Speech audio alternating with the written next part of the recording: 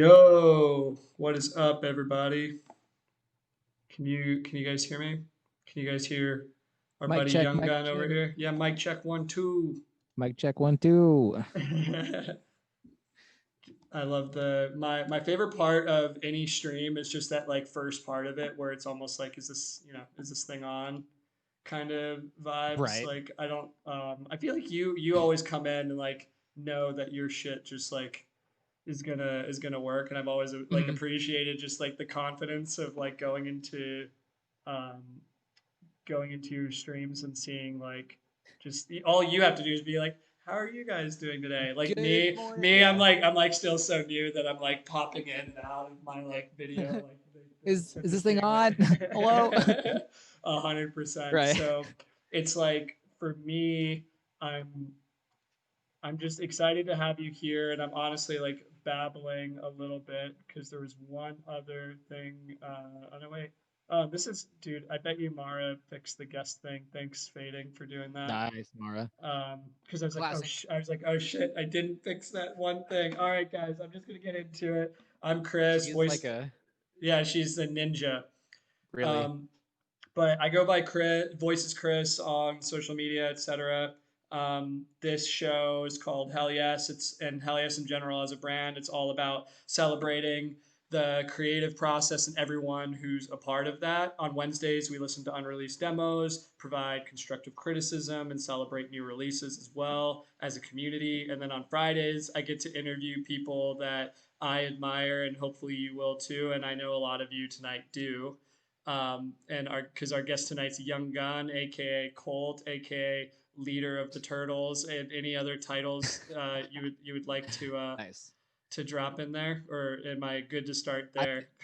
I think you knocked it out, man. That's pretty good. Well, it's funny Dude. you say Young Gun first and then AKA Colt because a lot of times I catch myself like even like first person referring to myself as Young Gun instead of my own name, right? Just because that's who I am in a majority of the situations I'm in now, right? Because I'm online so much, Young Gun as opposed to Colt. So Dude, a I don't hundred know. percent, 100%. And it's like, I don't know. I feel like it's like not your like, I guess it's, yeah, it's like a pseudonym, right? It's like but it's like Pretty much. your alter ego. Are Young Gun and Colt like the same person, or Yeah, absolutely. yeah? Okay, Like I well, mean, when I'm streaming, it's like it's like that's a more energetic me, if that makes sense. Like because I'm trying to put on a show, but still be as me as I can be for an audience. no, I love that. And for anybody who's in here that doesn't know you, and like I love that most of tonight is going to be people that know you because they're just going to get to know you even more. Sure. But for those of you who don't know, Young Gun here, veteran professional music streamer, takes requests, site reads them for his viewers, and guitar and bass. I saw you play a little bit of bass tonight on Mm-hmm. the what should actually be an Aaron Carter cover. No, I'm just kidding. but Pretty much. he specializes in metalcore and pop punk, and you're not afraid of a challenge. You said in there, so I'm going to start with an unconventional first question for this interview, which Okay. is this, and it's a challenging question. Okay, Okay. which word in the dictionary is nearly Ooh, always spelled incorrectly? which word in the dictionary? I mean, it'd be incorrectly. Chat, don't give it to him. Damn it. Yep, you win. It's incorrectly. You really aren't afraid of a challenge, man. That's amazing. Thanks for the follow there, guys. Get I Gerardo was like, Y. okay, I'm getting memed on or something, or like okay. you Took me a get second, but you 100% have the what do you call it? Probably the experience of dealing with people in chat dropping maybe some unique unique questions there, but it's not necessarily that. It's more I have to pay attention to names. I have to pay like yeah. because people try to get you with like follower names that are stupid, and they try to get you to say things that, and they try to spell it a funny way, but you still say the same thing. I'm sure you've seen plenty of that, even just in your short time on Twitch. But I like that's Gerardo Y. That doesn't feel bad. But I've seen people drop like a name on there that they're like, oh shit, like, and then they say it and they're like, wow, come on, guys. yeah. Somebody got me the other day. And I don't remember what it was, but nobody ever gets me. But somebody finally got me, and I was like, all right. I just started clapping. I was like, you did it. Do you remember what it was? Like, can you say it again or no? It wasn't like super bad or anything. It was just like a silly name. I don't remember what it was. I'd have to go like way through my follow alerts, but somebody finally, because it wasn't like a regular thing like a D's or like, the really obvious ones. It was pretty well done. So props to whoever you were. The what I was gonna ask you was when when did that start happening though? Like just because I feel like there's got to be like a certain point where like or were there always sort of like It's trolls it's or like pretty people who just think it's funny or it's pretty perpetual. I mean, you'll see it from the top down, right? Or from the bottom up, I guess, as you stream, right? There's always somebody trying to mess with somebody else on the internet. I think that's pretty standard. Um, there was no point. Actually, what's funny is as the streams gotten bigger, that's happened less because I feel like people try to mess more with smaller streamers because smaller streamers want to give their attention more and keep more people around. Like not necessarily out of desperation, but like it's just viewers aren't as regular sometimes in smaller streams. So I feel like it happens to smaller streamers more. dude, yeah, and I mean, I definitely like learning just the etiquette and everything, and just like learning when people come in, like as a new streamer myself, like just trying to like recognize everybody, and I can only imagine like how overwhelming that gets. Like it's overwhelming for me with even just the amount of people who are in here right now, and then Mhm. I can only imagine like what it gets like when you're sight reading the guitar, having to respond to people in general, like it's how do you like balance all of it? Mm, I just kind of give it the best I can. Usually, if the song's really hard, I will prioritize the song first, and then I will catch like snippets of chat as the song kind of lets up in difficulty. Because obviously, a song's not going to be hard the entire time. I mean, there are exceptions to that rule, but if a song hits a chorus of like all power chords, I'll just glance over really fast and then cut back and catch as much of chat as I can, respond to everything that I read, and then just keep popping back and forth. Um, but when I hit like let's say like I hit a minute long John Petrucci solo, I'm just like, all right, chat, I'm ignoring you. I'm gonna play this to the best of my ability, and then I'll give my attention back. And I found a pretty good balance doing that. I can kind of feel it when I'm being silent for a long time and I'm like zoned out on the song, but we usually make up for it pretty well. Oh, And dude. then he talks anyway and gets a 93%. Yeah, that's a good, yeah, it happens anyway. It's a good point, Mara. Fading, thank you for gifting the subs to looks like to Deadbringer over there. You've given 4 gifted subs in the channel, it says so far. That's fucking cool. I love that it's just like then it just shares emotes with people. That's Mm-hmm. awesome. All right, we'll get back to Twitch at some point because like I feel Okay. like we were talking a little bit about this when we were in I guess our sound check where it's like I feel Mm-hmm. like we already know each other a bit just from like the amount of time that I've gotten to like spend with you on my screen and then I guess Mm-hmm. me in your chat. Yeah. But everyone like watching us interacting right now is like literally watching us like actually meeting face to face for the first time. Exactly. Yeah. We even trimmed our beards for this, guys. I So did. Yeah. I like grew mine out specifically for just this stream. But No, and if got it all. anyone in and I've got plenty of questions for you, and I'm excited to dive into like things that people didn't know about you. But if anybody in the chat has a question at any point, please feel free to drop it in here, drop it in Discord. Um, but I wanted to just start out with like going like all the way back to the beginning. Could Okay. you just talk about where you grew up and like what that was like culturally for you? Just like paint us a picture of what the town you grew up in was like. Okay. So grew up in Georgetown, Texas, which is north of Austin. Uh, kind of, sort of big city-ish, more college town feel. And then still pretty country, even though it's got kind of a city feel. You go to high school, everybody listens to country music. I You feel like catch the everywhere in Texas is like that. Yeah, I mean, unless you're like inner city, like downtown Austin, you're gonna catch a lot of that in the suburb, even in the suburb areas. Um, So let's see. We moved before I went to high school to like a really small town. I take the country and turn it up to 11 where I went to high school, um, and I because my dad's a big farmer and into all that stuff, and he wanted to be out in the land. He was tired of suburb life, so moved us out there. We got like 15 acres, and I built a house, had a really nice place to go to high school, and it was pretty cool. Um, let's see, played baseball since I was like 4 years old.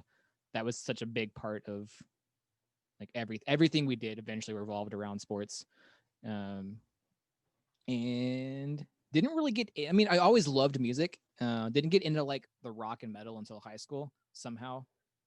And yeah, there's just so many things we can go through there, but Oh no, that and I do want I don't mean to interrupt you there, but I oh, you're mean good. I feel like I can't be the only one who wants to know what you mean by your dad was a big farmer, like just like Oh yeah. physically So like a big farmer or like a very no, he's big. or like the Taylor Swift of farmers or like what do you mean by like he was a big farmer? So just that's how he grew up working on the farm, and so that's what he really liked A doing. So 12 even foot though tall he had to farmer. work, my dad said I'm actually a little bit taller than my dad, even though I'm only 5'10", so not actually, I think big. I think we're the same height.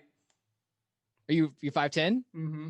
I We're think gonna get so. like a go to the door frame and like put our We're like in the weird like we're not short but we're not tall like pretty category. much. I'm I'm at the point where like I was just short of being considered by like big schools for pitching because they want 6 foot tall pitchers. But we'll get there at some point. But no, my dad grew up in just culturally in kind of big farming family, so that's just what he always was wanting to do. So moved us out. Um, yeah, moved us out to the country when I was eighth grade, I believe is what it was. Yeah, eighth grade we moved out there. Made Was your mom into farming too, or just like she just not like not as much, but she likes the being out in the country lifestyle, so it suited her too. Me, I mean, I had to move away from all my friends. That part kind of sucked. I was really good at making friends, so it didn't take long to make new friends. But man, I know I already had like such big connections there. That part kind of hurt, but um, worked out pretty well. moving from Georgetown? Moving from Georgetown out to there's a little town called Thrall, which it's one of those towns where centered on the highway, and if you drive fast enough and you blink, you'll miss it. Um, I think the population sign said 1,000 when we moved there. I graduated with a class of Did 50. they change it as you guys like pulled up? Like Yeah, one of right. those kinds of things? They Yeah, have a it had the full little time the little population counter. There's like it's like the what are right. the person at the door with the click. We're not even that cool. We actually just have the flip sign like a scoreboard in a little league baseball game. Oh my God. Dude, that's amazing. And I mean, so we talked about you just talked about baseball a bit, like um and I feel like that's kind of like a common denominator or like a common thing, especially in like more like rural towns and everything. Mm-hmm. Like everybody like and I feel like that's kind of like a thing in general with like kids. It's like you pretty much like you play a sport or you play music or like you do some kind of artistic thing or whatever. Like, was playing baseball your choice, or was that something that like your parents were like, this will keep him busy and like would be a good thing for him? Like, what like did were you like I gotta play baseball? Let me play baseball. Like, Yeah, what how did that absolutely. happen? When since I was like a year and a half old, my grandpa had me out like in the backyard throwing. So from really early on, I was Did you have like one of full send. those bats where you just like hit people in the crotch with it, like as a kid? You know what I'm No, talking I about? was. Those like those big yellow bats, the Oh wiffle yeah. bats, whatever. Well, we had one of those, but I was very trained. We should say, didn't treat it as a toy. It was a potentially a weapon, right? So No, is that is oh, it's an eye young knife. It should be an eye young we do need a baseball bat emote. That baseball would be bat sick. You could emote. round off the end of that, right? Oh, 100%. Money Oh yeah. Green, what's up? Shout out Yo, Money money Green. green. Yeah.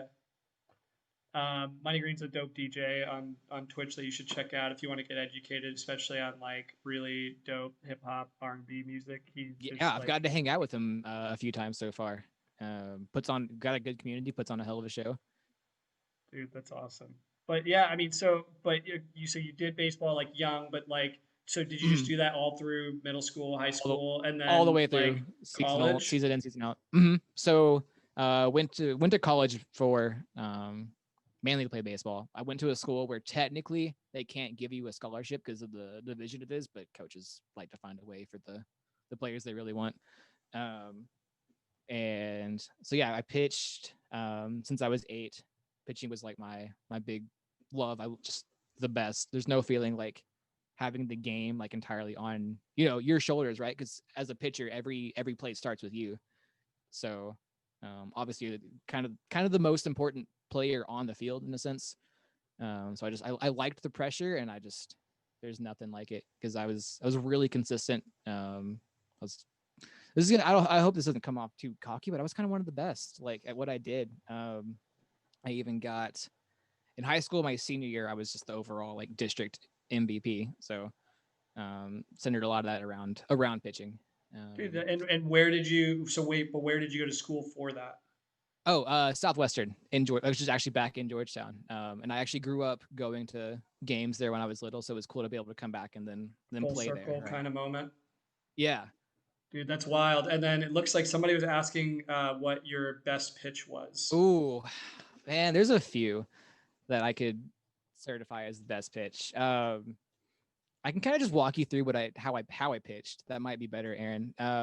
So the bread and butter was just four seam fastball. And I when I pitched, I didn't go full over the top. I had like a 3/4 arm angle. So every pitch naturally, I would kind of turn over, and then it would cut back in. So I would start right off the plate, and then it would cut back for a strike every time. Like it was just people would just freeze like through the whole like, oh no, that was I should have swung kind of thing. And then I think my favorite pitch was I had a 12-6 curveball, and I learned from like 13 how to do this, and it was a straight up over the top. You pull it straight down, and I could start it at a batter's shoulder and have it break over the plate, so that when it would be coming at him right, and then it'd be like, oh gosh, and then it just cuts right over, and I've actually made somebody fall over and struck him out from Damn. making them bail Like completely out of the you're not even kidding. Like you're so good at baseball that like I mean and to be fair, I'm like horrible with like sports in general, except for maybe game. ice hockey. But it's like it literally like sounds like a whole nother language. So like you clearly know Sure. that you love it, you know. Yeah. But Oh, yeah. and so was it literally just the height thing that like you started going away from baseball, or when did music come into the picture for you? Like was Oh music man. as early as that first throwing the ball around, or So was it later? it was so getting into music was pretty much my dad's doing. I always kind of liked some of the country songs I heard on the radio. I got big into George Strait when I was like really young. I knew like when I was like by like 10, I knew every word to every George Strait song. But then my dad had this You say that's real country there. yeah, I mean they call him the king of country, and I still can enjoy it, like even just from a nostalgic standpoint, going back and listening to George. Um, a lot of good memories tied to a lot of those songs. Um, but he had this CD, and I have told Chad about this a few times, but it was a Monsters of Rock compilation. So it was like all the big '80s hair metal bands not at the time, but it was um, let's see. So it was Judas Priest, Twisted Sister, Great White, White Snake, Poison, just every hair metal band you could think of was on there in some form or fashion, and that was always the CD that had me coming back to it.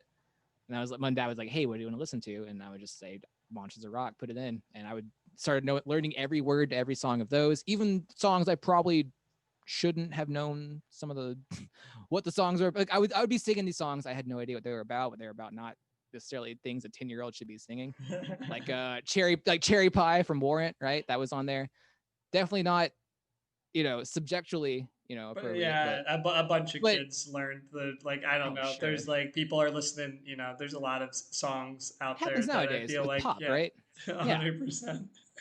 But so I guess with music, listening to country and rock music, like Hmm. was that like did your parents like the same things, or was it pretty clear to you when you were hanging out with your dad, like, oh, this is what he likes to listen to, and when you're listening to your or and like and also we haven't talked about siblings if you have any and if they had an Hmm. influence on music, but were there like different tastes of music in the house that influenced you, or was it pretty much like in this house we listened to George Strait and the rock thing?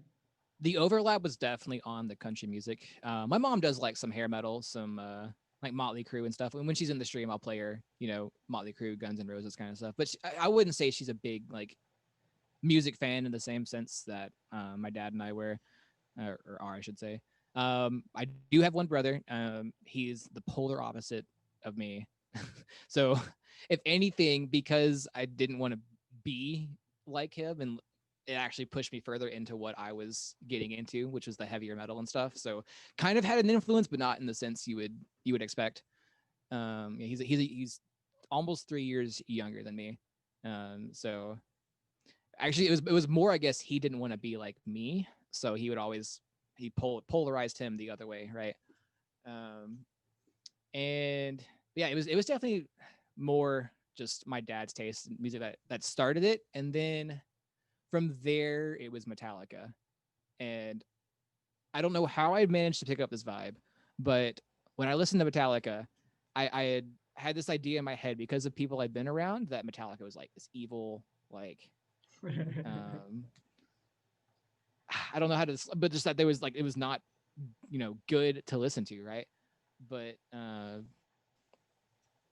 loved it, man. Once as soon as I heard, I guess it was Master of Puppets for the first time. I was like, okay, somebody was wrong. I somehow got some wrong information. This is amazing. I need more of this. And so it And was how just old were you when that happened, do you think? 13, I want to say.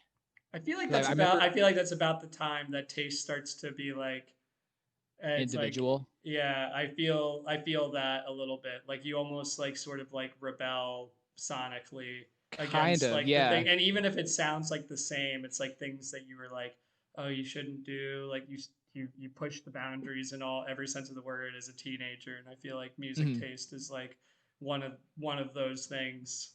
But Oh yeah. with it's funny, somebody suggested you should like that there should be a campaign to do a country stream Oh on my your god. on your on your channel, which I would absolutely like help sign up for whatever that is. Okay. But Clara. as long as you have the cowboy hat, and they were describing like the perfect version of you doing this. So Oh I my think god. and I think everybody agrees. So I don't know. I feel like if it's Okay. unanimous, like it has to happen. It's sort of democratic a bit that way, right? Yeah, there you go. If we can find the charts, maybe there's like one good George Strait chart, and that's one of the official ones. So it'll be on the charters at that point, not me. Right. There's somewhere in Nashville, but like I guess so. Sure. Speaking of guitars, charts, and stuff like that, you mentioned that you like had learned all the words for it. Was guitar the Mm. first thing you got into playing, or was it singing, or was it bass? Like what was it another instrument that you got into? In terms of playing, and actually like being serious about it, definitely guitar. I mean, I knew every word, but I didn't really like practice singing. I just kind of sang along. I was never formally trained in like anything. So even to this day, I mean, I've just the one guitar like lesson I've had was somebody showing me how to read tabs.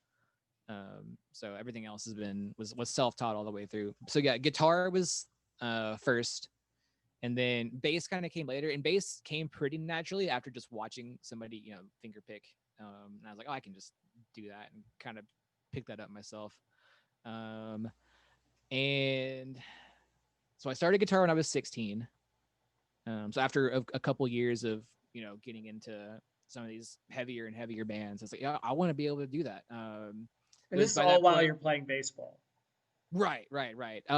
Guitar definitely took a backseat in the first few years, because I was still just so focused on baseball and guitar. I just maybe 10 to 20 minutes a day. So were you just in that Um, smoke on the water kind of vibes yeah, like that? yeah. So it was Smoke on the Water was It's the like first riff. it's the hot cross buns of guitar. Pretty much, yeah. The hot, yeah. There you go. The Mary Had a Little Lamb of electric.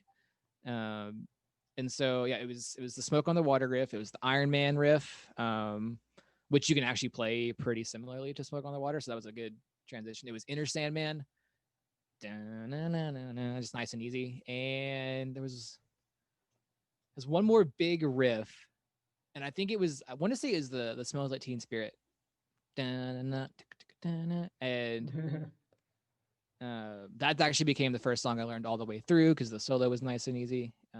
But from there, I just yeah, my buddy showed me how to read the tabs, and I would find a song, whether it was through, let's say it was like the Rock Band or Guitar Hero, I would go through the list. Okay, I want to actually learn how to play this now. Then I would just go look up the tabs. If I could do it, great. If not, I would just go on to another one until I could come back, and then eventually play some of the songs that had challenged me before.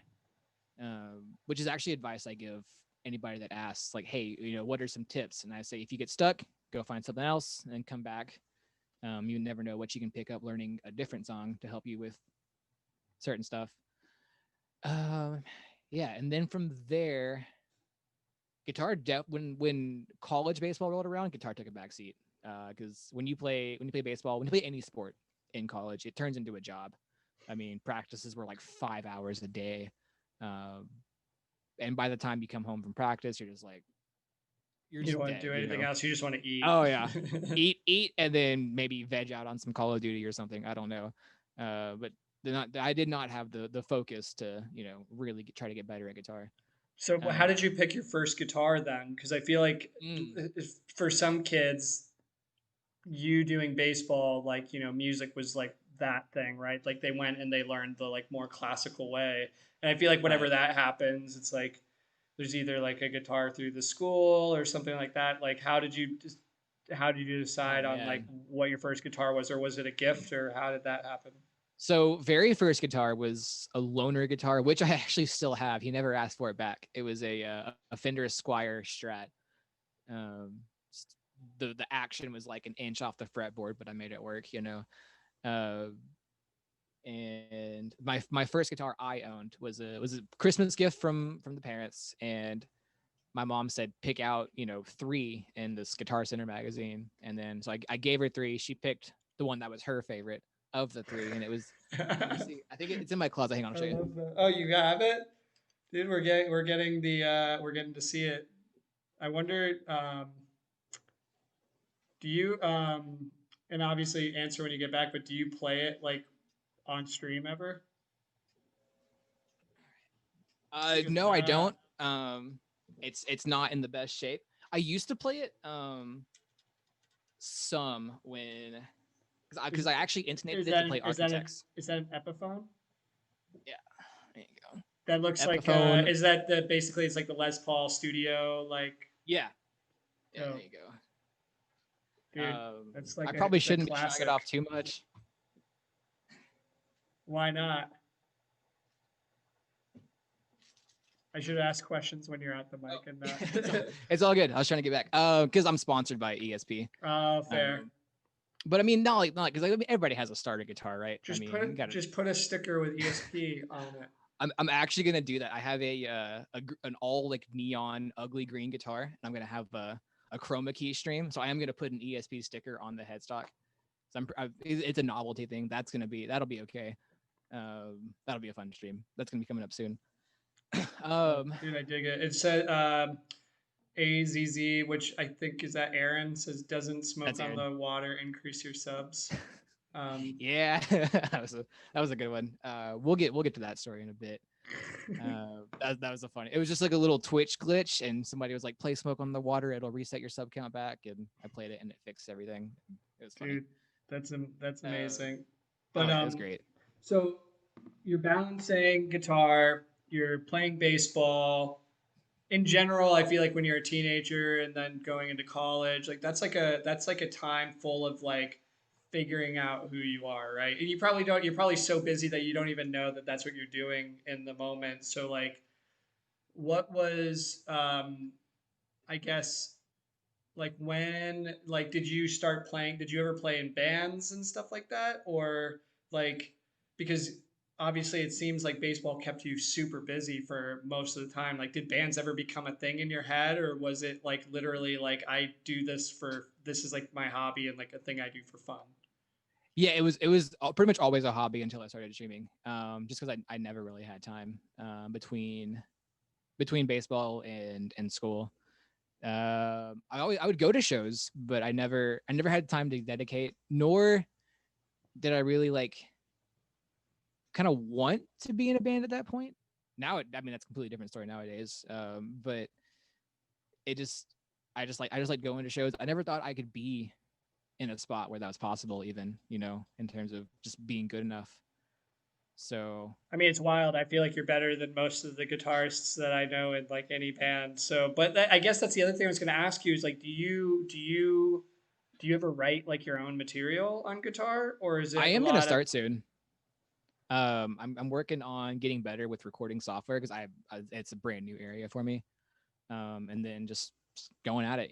I need to get a better like setup for recording because all I have right now is the Rocksmith cable, and not the best quality, and in terms of like um, a good sound coming into an actual like piece of recording software, but kind of gets the job done for now. And I do want to actually sit down and start writing once I get better with that stuff. Um, you know, getting the tones right and all that. But for now, I just kind of still play other people's music Is and just get there better that way. is there like in your like, what if you were to like put your ideal band together Mhm. today, right? Like Oh man. the singer, the bassist, the guitarist, and you could be Uh any huh. one of these people, the drummer, Oh like man. who's in that band for you? Honestly, just throw me on rhythm guitar and Ice Nine Kills, and I'm set. That's it. Yeah, I'd be good. I mean, um, You're yeah, not that afraid that of definitely. you're not afraid of a challenge. Let's go a little further Okay, okay, than that. okay. That's fair. I could do some of the lead. It's just a matter of like playing it clean enough to day in day out live and don't miss a note. Um, so I'm still a little bit, I guess, intimidated by that aspect, but that's definitely something I do want to wind up. Once COVID's over, if somebody needs like a guitarist to step in, because that's what I'd be good at is because I can just sight read songs like that, right? Learn. I can. There was one time I learned a set in like 2 hours to go play for a band the next day. That's Um, wild. I got just last minute desperation. They're like, "Hey, we need somebody," and the word got to me. I was like, Sure, I'll just wing it," and had to go on Spotify, learned their set in I want to say like 2 or 3 hours just by ear, and um, yeah. So if anybody happens to need a guitarist at some point, that's what I'm hoping to find. Now that I've been able to meet some incredible people, not just that perform, but also on the other side of the music industry, yourself included in that, obviously. Um, yeah, I think the opportunities have been expanded quite a bit over the past year Dude, that's to make that awesome. happen. But I'm curious just because somebody said that you play drums too. But Mm, like mhm. who would play drums in your band Okay, so if you're playing rhythm guitar or lead guitar? Like who's all playing right, drums? do they have to still be living? No, Is this dream bit the Rev? 100%. fair. Rest in peace, Jimmy, dude. Forever, dude. Always. And then singer. Singer. Okay, I got it. I This time I am gonna say Ice Nine Kills, Spencer Charnas. His ability to do both the screaming and the cleans are just, I don't think anybody else can do it like him. I need to spend So more time Spencer. with Ice Nine Kills. I really like. I remember the first project, and I don't think I've listened to literally anything after that. So Oh man, yeah, it's completely there's different. probably a lot to listen to Oh, because so much, dude. um, what was that label that they were on? They were on a Uh, label. was it My yes. red So and blue, right, or something? the guy that I was in a band with was also on that label in a band Mm, called Sound We Sleep, okay, and it was like a post-hardcore band, like no yeah. screaming, like kind of thing. Okay. So I knew Ice Nine Kills through that, but I never Oh, okay. after that I just didn't pay that much attention. But Hmm. I actually just queued it up over here for me to listen to after this. So Sweet. I'm stoked Yeah, to. I'll send you all the recommendations, man. I'll give you Oh yeah, the screw first listening to listen. just a whole project and all of them. Just send me the best of the best. Send Yeah, yeah. I'll give you kind of their the kind of the greatest hits. walkthrough, right? Yeah, exactly. The Young Guns choice. Exactly. The so okay, baseball. When did you start streaming? Did that happen like after college or like how Mhm. long? Like what happened between baseball and college and you finding out that you need to be 6 foot to keep going? Or Okay. Well, no. So the 6 foot thing happened in high school, right? So that was based on where I could go to school to play. So that it's a recruiting thing, right? Coaches a lot of times to really cut down their recruiting list.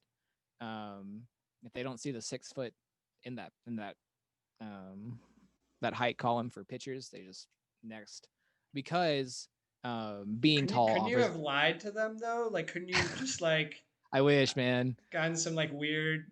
Then you show up on campus and you're not 6 foot, and they're like, "Well, this guy is lying to us, so we don't want him."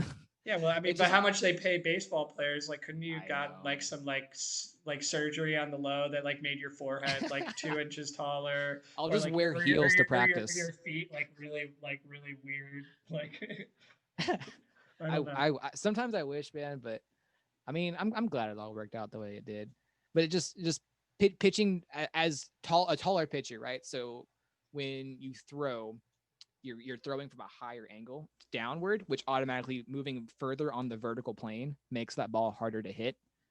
So instead of moving that much, the ball's going to move that much naturally without even having to do anything else. So that's one advantage of being taller.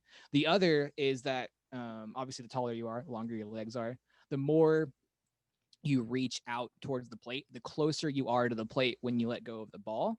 So that's less distance the ball has to travel, which makes the ball relatively faster. So they look for a lot of those things, which But is you there a can't put point where all there's those things. diminishing returns? Like, Oh, if you're 7 foot tall, like, does it? not really. The No. taller the taller the better as far as they're concerned. Damn. All right. Well, if any of y'all are 8 feet tall in the chat, like, Young Gun knows a person. So fading says I should ask you what your degree is in. It's in chemistry. It's in chemistry. Yeah, And what made you pick chemistry? I loved chemistry in high school. I was really good at it. I I I feel had like we're a opposites teacher. in that way. Like if you tell me chemistry, I'm like give me whatever the easiest like degree is, and I'll be awesome at that. But you like I feel like you arguably picked one of the harder ones. It's one of the hardest, especially where I went to school. Yeah, yeah. I just had teachers that was really passionate about it and kind of gave me a love for it at the time, and it was fun. I was good at it. I put a 5 down on the AP exam in high school, so I got credit off the bat. And yeah, Dude, kind of regretted it later because I it's like the most useless piece of paper in my like stack of papers is my chemistry degree because I've never once used it except to apply to a job that had nothing to do with chemistry. you Um, should put it on your wall behind you like during your streams just so you can flex on people that like actually, you're like I'm not the star of Breaking Bad, but I could be if I wanted to, like right? that, like that kind of thing. Actually, that's funny. 65 Days said Breaking Bad. That's awesome. Yeah, that's all. It's every reference every time, and we did actually learn like a synthetic pathway for a general methamphetamine, but you know didn't put it into practice. Just it was part of the I think it was in OChem. We were just practicing like synthesis stuff, but obviously we don't have to go into that one. Yeah, That would be that'd be bored. we're gonna do a part two of this whole thing where I just like get schooled on chemistry. My wife's in the chat said that she failed chemistry in high school, which I actually didn't know, and has to Oh go no, and had to go to summer school and it summer school. sucked. Oh man. Well, the hardest part about chemistry is if you get a bad teacher, you're screwed. Like you have to have somebody that is good at it, loves it, and wants people to learn. Otherwise, it's just. I mean that applies to anything in school, but especially something as hard as chemistry. Dude, that I feel like. is entirely wow. I had no idea this was a drug stream. Welcome. Welcome to the drug stream. There's a reason we did this after Young Gun stream and not before. Could you Yes. imagine what that would be like if you were just like Oh out of god. your mind? Like we're gonna be after. No, I'm just kidding. Um, so okay, so but clearly like went to college, Hmm. did baseball, did chemistry stuff, like and then you could have probably like helped fucking what's her face Sigourney Weaver or whatever from Aliens. Like you could probably like helped just like get rid of all of that with some concoction. Right. Um, but instead, at some point, you ended up getting into streaming. Like, Hmm. what was the path from there? Like, was there a period of like I'm not going to be doing baseball anymore. Like, what am I going to do next kind of thing? Like, what was that sort of like window of time like for you in self discovery? So learning I wouldn't do baseball actually happened like a couple years into college where I had a pretty bad elbow injury and couldn't pitch anymore. Um, so I had spent 2 years just finishing up my degree after that, and I didn't know what I wanted to do, but I already sunk the time into it, so I was just gonna um, finish up the what I'd started school for. And in that time, I got really, I mean, I'd already been really into video games, but I got really into video games because I had no competitive outlet. Because anybody in chat can probably tell you I'm a really competitive person. Um, I'll say this, over and over.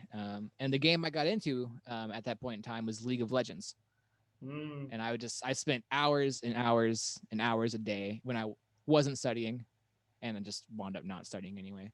And still managed to get my degree. That's another story. Um, so I would just play League of Legends nonstop, and eventually, because I was at the point I was really good at shooting games. I was terrible at League, but it was for some reason that became my competitive outlet. So I wound up coming to Twitch to learn from people that were good at the game. And I don't remember how I found. I think it was through like MobaFire guides where they would say, "Hey, this is my stream. Come watch for like live advice and stuff." This is late 2012, early 2013. So I would come over and I would watch just to try to get better at the game. Then eventually, League of Legends brought over their pro league, right? The LCS. That was started in 2013. So I would watch all those games and try to emulate what the pros do, all that stuff. Um, and then and I just wind up watching the pros on their own personal streams. I was like, you know what, I want to try to do this because I would watch them with thousands and thousands of viewers, and I was enamored by it, with all the interaction, all these people, across the world being able to talk to this person at the same time. I hadn't seen anything like it before. Then obviously you also see the money roll in for some of those guys. You're just like, what? How? Maybe that could be me one day. I don't know.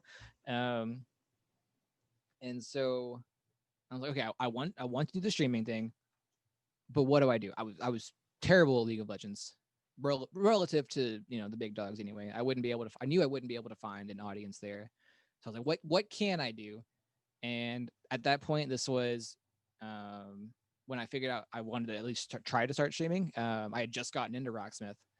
I'd found it like maybe a couple months before, and I was like, okay, I'm decent at this whole guitar thing. I can play a few of these songs as I was learning them pretty well, and maybe some people will want to watch me do that instead. So got some shitty $5 webcam and hooked it up. Oh, and that thing was terrible. It was like a 4:3 ratio, 480p max, uh, maybe like 20 FPS thing. I got it for like $5, right? And hooked that up, turned on Rocksmith, and streamed it from my old computer I had at the time. And this is And then 2013. no, at this point, this is 2016. This is three. Okay. This is my actually. I started on my birthday, 2016, so February 2nd.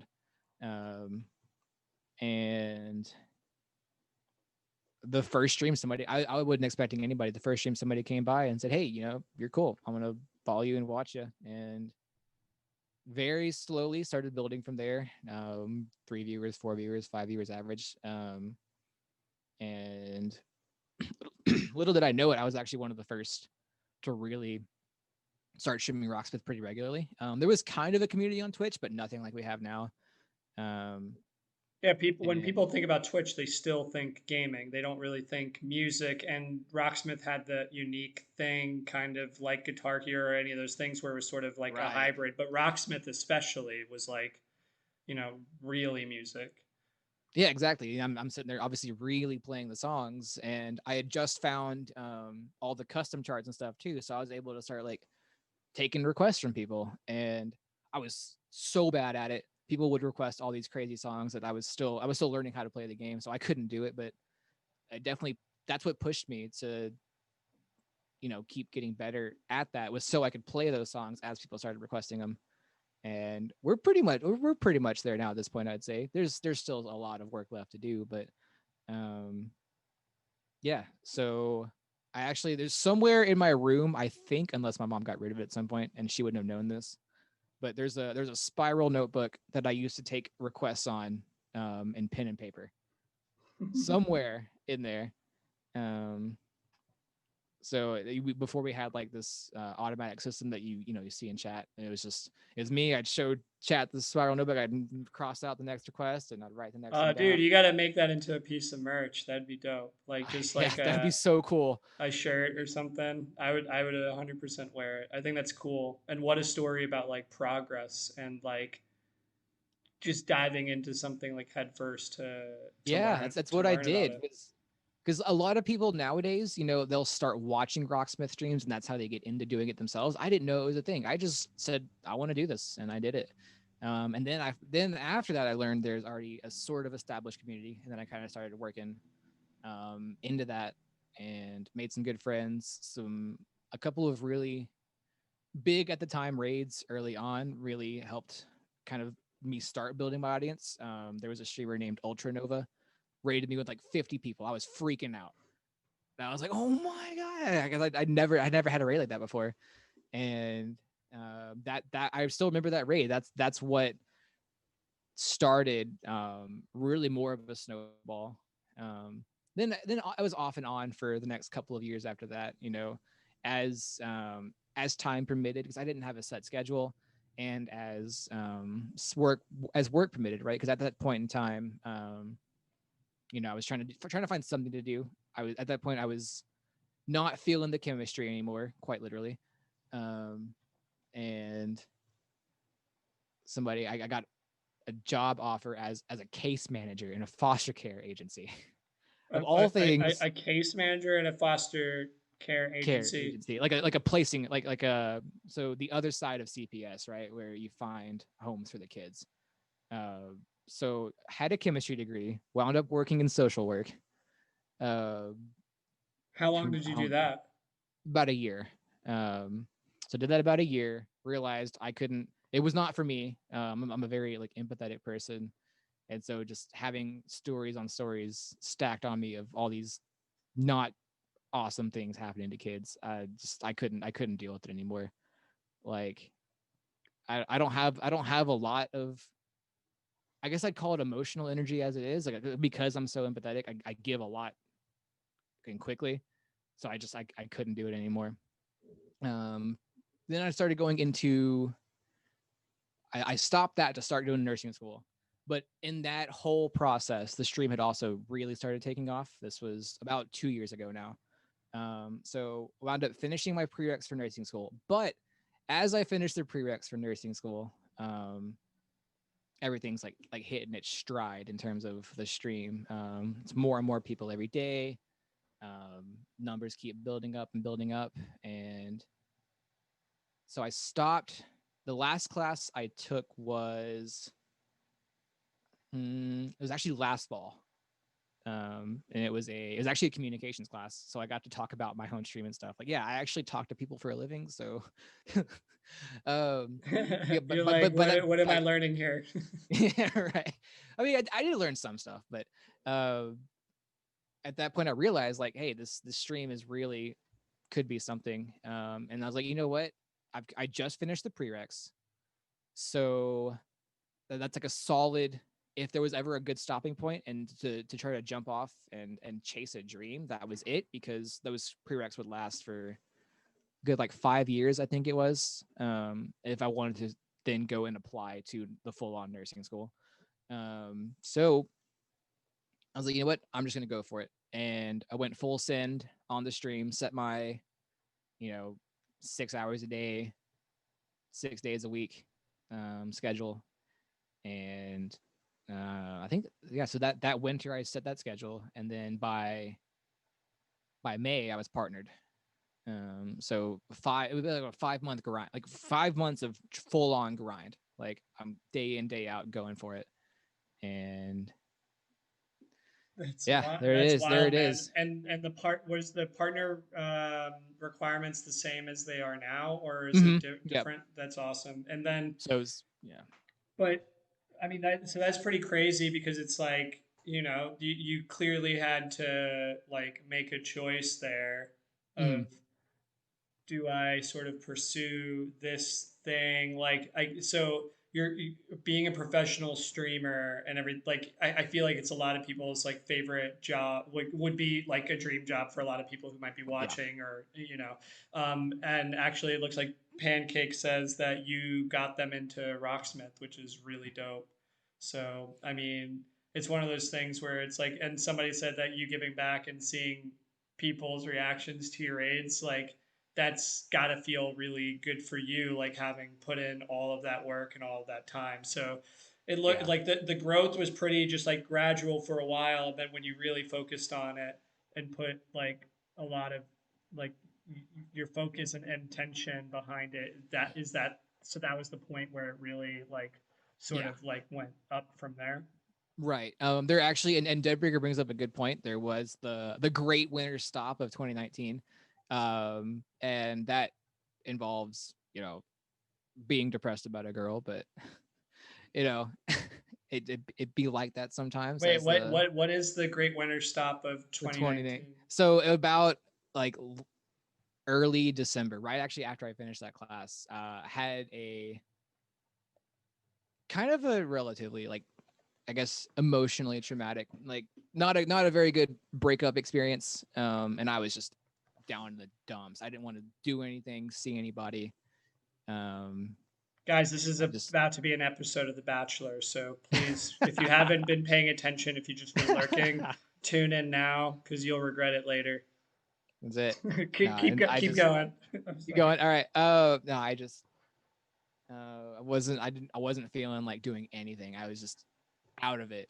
And then I was like, you know what? I mean, I'm just wasting my time if I'm not doing anything. So I just dumped everything into streaming and like, you know, forget her, I guess, and go after it. Um, and then I found that return stream was like, it was at that point in time a relatively big return stream. I was like a feeling of, oh hey, people still care about me, people still want to watch me do what I do, and that kind of lit the fire again. And yeah, just kept How on. long did you go away for? So it was start of December and then all the way through January. And I came back. The return stream actually was my birthday last year. This year. This year. Wow. Yeah, birthday this year. Sorry, it's been a long year, dude.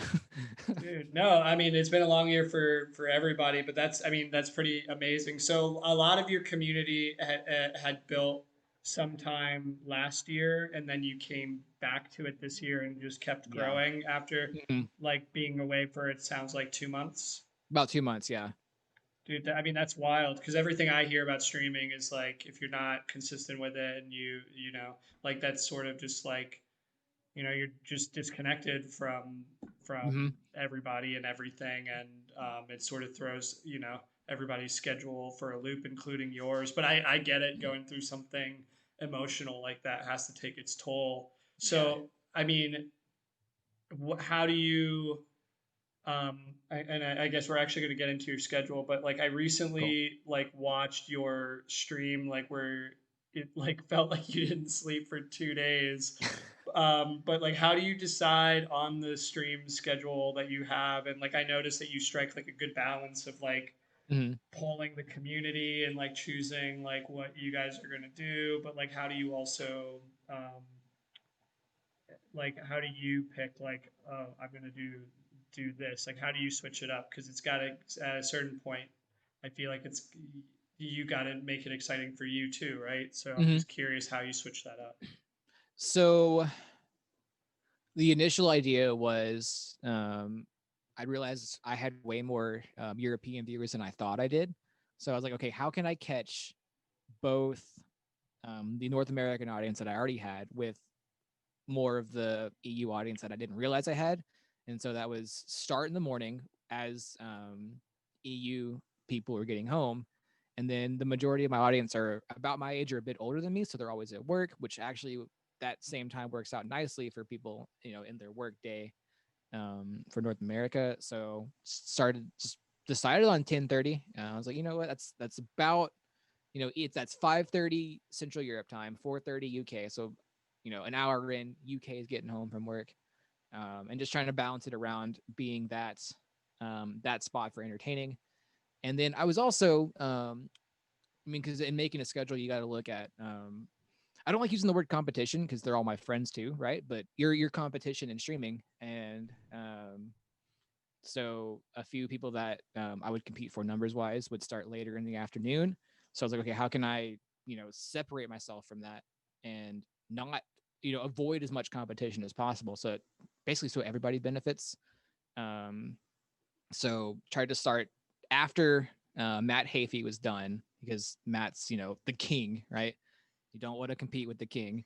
And then you got my friend Chainbrain on later in the day. I didn't want to cut into his streaming stuff, so just I found that perfect. There's like a 2.5 hour gap where it's a lot, just me live in terms of some of the bigger names in Rocksmith, and I cut that carved that niche right out for myself and made it my home in terms of my time slot streaming. And then after that, everybody else starts coming on live for the afternoon streams. So take what I can get there, but really focus on that first 2 to 3 hours where that's kind of like I kind of think of it as mine. But I mean, obviously, everybody can stream whenever they want, but I do kind of think of it as my own, my time to shine, I guess. I don't know Yeah. how else to call it. Um, and so yeah, it's basing it on catering to your audience and then looking at if you're really trying to grow a stream, um, avoiding competition as much as you can, so that basically so everybody um, benefits from it. I mean, I love that. It's almost like building out like a like programming for like a TV Yeah, station with your friends or something. Like exactly. I love that you guys view it that way, and that Twitch as a community in general, like you can kind of tell when people are sort of like self-promoting and when they're like genuinely like engaging and everything like that. Oh And man, every day.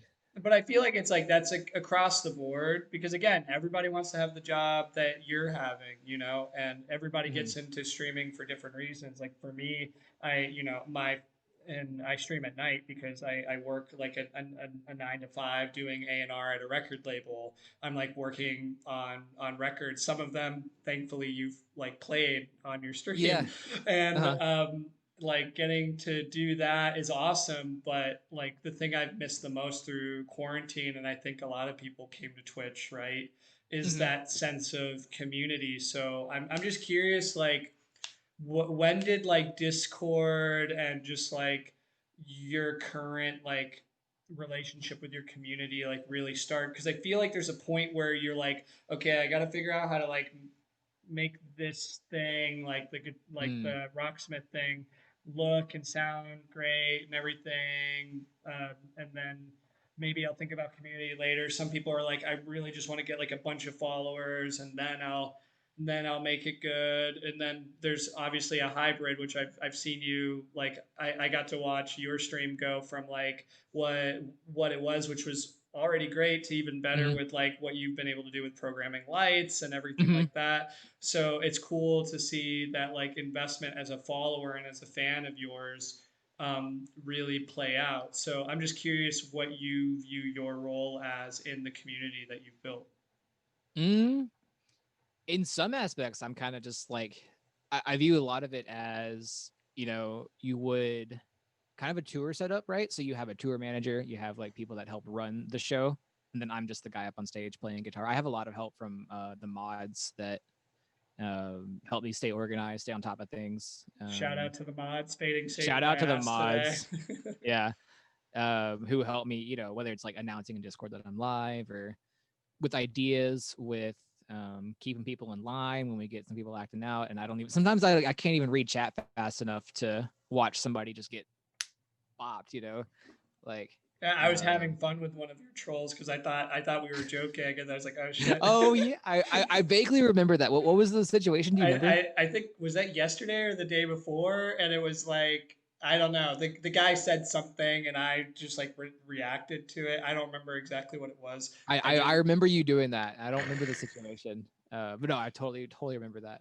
Um, but yeah, so in terms of like the effort into building the community, though, I mean, I really didn't focus too hard on Discord. I've just kind of, and I still, that's still something I need to work on. Like it grows every day, but I'm not active enough in it to really justify the size of the Discord. Right now, the Discord kind of serves as just a place, like a hub to post announcements and stuff. But I do want to build up like activity and like regular things. I was kind of working on like a question of the week, but I always forget to post that, uh, and just like to keep that engaged. So I keep trying to rebuild it, and then that wind started up as a slacking. question of the day, right? And then It was quite that's a testament to my slacking, right? Was that I turned it into a question of the week. Um, so yeah, Mara said do you she'll think help. we'll see it become question of the month? No, I'm gonna get back on the ball. I've been so busy. It's been like the last month where it's either just I want to like sometimes I need like a break away from being so connected. So some days I just won't check Discord just to, you know, kind of for my own sanity in some Yeah. cases. Well, what do you do when you're disconnecting? Like when people don't see you streaming, when people don't see you on Discord, like what are you doing? So streaming stays consistent, but it'll just be like a checkout for the day in terms of like the rest of my online presence, even just like watching streams. Yeah, No, but but when what I are you doing when you're not doing oh those? when I'm not a lot of times playing games. I'll just like play some Call of Duty with the friends. Try to catch up with my like IRL friends who sometimes those can go by the wayside when I get so focused on like big grinds because we're on a pretty big grind right now in terms of sub goal stuff, which we can get into that in a little bit. Let's see. Lately, yeah, lately it's been a lot of games. Cyberpunk just came out, so I started playing that. Um, I created my character. I literally got like 10 minutes in and then I fell asleep and then I haven't gotten to pick it back up yet, but I'm excited I've about heard that. plenty of good things. Yeah. And then been working out a lot lately, trying to get back in better shape like I was when I was playing baseball. So fitness What grind is real. and that's not your first grind, right? Like you had I think like I when I did my lurking and stuff like that, Mm-hmm. like you had like a you like had like a weight loss goal and stuff like that, and it Mm-hmm. seems like you were able to like meet that. Like what how do those seasons go for you? Like is it do you do a lot of like working out at home these days? Are you able to go into the gym like Mm-hmm. safely, or like how like what do you do when you're like, all right, I gotta like reach this? You seem like a very goal oriented person Yeah. in like every aspect, and it doesn't surprise me when you say you're competitive even with like your own expectations. So Mm-hmm. Absolutely. how are you accomplishing that like in this current like state of the The world? world state. Yeah. Yeah. So the gym is open right now, so I will go. I've got a routine for gym. The main thing I focus on for weight loss is just counting calories. Just make sure whatever goes in is less than what you're burning. And I mean that's the I'm essence gonna of do weight loss a anyway. hundred push-ups after this. Cheers. I mean, even if it's just a simple thing, wake up and do some push-ups, or I've got a dumbbell right there. I'll do like set of curls after a stream or something. Just even if it's just a little bit, just try to do something every day. Because obviously some days after stream I'm just dead and I'm not feeling it. And on those days, I'll make sure, you know, Do you think if you worked out during your stream, you would get more subs? yeah, make a push-up reward, It, right? sh- it should be a, it should be a blend. It's gonna be like a workout class, but in between you're like pumping people up with playing records. Beautiful. Oh my god. No, and you're like, I really hope people don't hold me to that because I'm sure that's got to be exhausting already in and of itself. Mara brings up a good point. That would be could make certain things in this that are already a thing in the stream wars.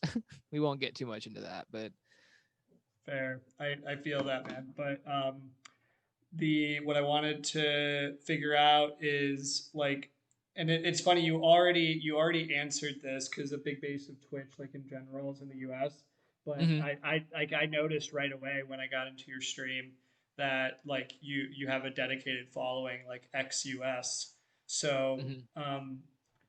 like you clearly talked about how your schedule you keep that in mind, but does that influence the music too, that you like make sure that you know how to play, or does that not like seem to like be a barrier at all? Like is it just like everybody sort of is like there for the same kind of music no matter where they are, or Yes. are there certain like cultural things that you've discovered?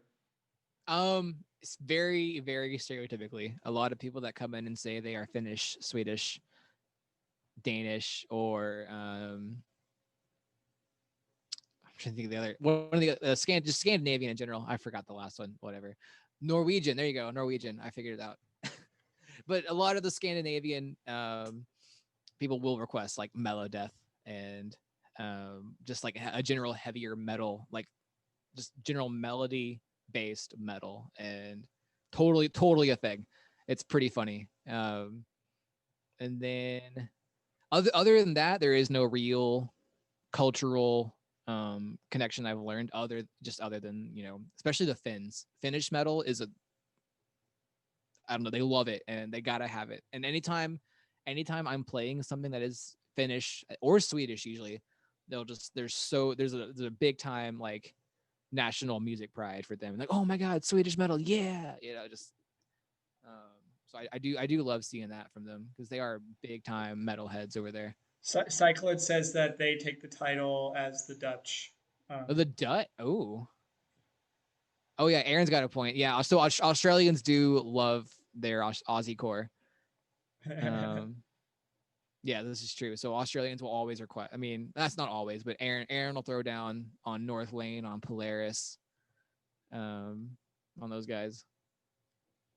the So I mean, just genres of music in general, like for you as somebody who like plays through like a multitude of them, like what what is sort of your, I guess, general like how much does like music history like ever like play into like what you're doing on a regular basis? Like, because obviously it's pretty like request driven, but you get to pick Mm-hmm. the songs that you do. Like, are you picking them often just off of like I just feel like playing this song today, or do you like have like a specific reason why you play the songs that you play, or like I guess I'm just curious like you're obviously a super smart dude with the chemistry background and everything, so I feel like some of these things that might seem simple on the surface, like I feel like might have a more complicated answer than I Mm, even that. But maybe it's simple, and I'm just curious, like what you think about when you're picking your songs. so I actually don't really pick the songs. It's pretty much all viewer picked. So the viewers, the way I pick the songs is I let the bot does it all, right? So Oh, okay. so when I do there's a random request, so we'll pull one of the randoms, just a random song from the queues. Then we'll do the wheel spin, which will pick one of the songs in the list, and then we'll do the absolute next request in the list.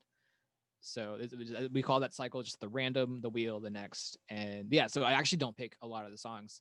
Um, so the only songs I really pick in the day are gonna be the two warm ups, and then I'll pick my favorite request of the ones that are left in the queues at the end. That way, I still get a Uh, little bit of the choice throughout the day, but it's still pretty much viewers' choice unless they specifically request streamers' choice. Which I mean, I'd like to think I got a pretty good taste in music, and I'll satisfy the audience at that point.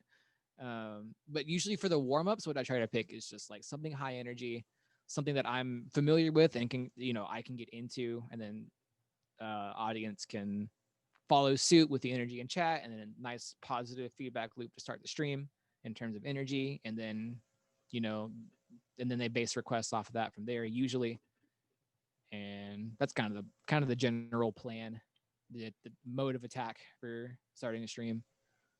That's awesome. And then as somebody who's been doing this for a minute too, like, do you feel like Rocksmith or just do you feel like there's any song like any like genres that you feel like are being overlooked that could make complete sense on the platform, like Oh man. that don't get the like chart attention that like some of these, because it seems like culturally, like every time I've like watched a stream, you're like, oh, like this chart is bad or like this or whatever, Mm, and it's like, but it seems like there's specific genre, like the genre of music that you hear has all that stuff, but like, is there any genres that you feel like are sort of not represented there well?